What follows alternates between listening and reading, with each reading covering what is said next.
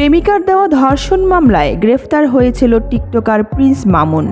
গ্রেফতার শেষে 7 দিনের রিমান্ডেও নেওয়া হয় মামুনকে। এর মধ্যেই শোনা যাচ্ছে সকল অপরাধ স্বীকার করেছে মামুন। লায়লার সাথে প্রেমের সম্পর্ক ছিল মামুনের।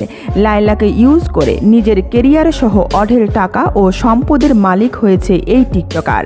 তবে ধর্ষণ নয়, লায়লার সাথে প্রেমের সম্পর্ক থেকেই শারীরিক সম্পর্কে জড়িয়েছিল মামুন।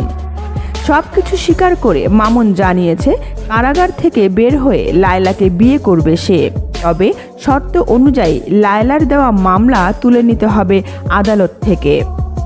মামুনের এমন সিদ্ধান্তকে সাধুবাদ জানাচ্ছে লায়লা মামুনের ভক্তরা। সবার দাবি মামুন যে ভুল করেছে সেটার শাস্তি সে পেয়েছে, এখন মামুন তার ভুল শুধরে নিক। এদিকে লায়লা জানিয়েছে তাকে বিয়ে করলেই মামলা তুলে নিবে সে।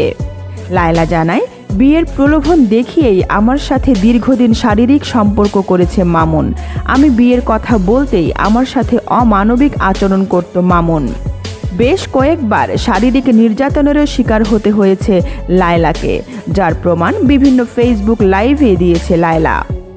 লায়লা আরও জানায়, টিকটকের মাধ্যমেই মামুনের সাথে পরিচয় হয়েছে লায়লার। বয়সের তফাৎ থাকলেও লায়লার সাথে নিজেকে খুব মানিয়ে নিয়েছিল মামুন।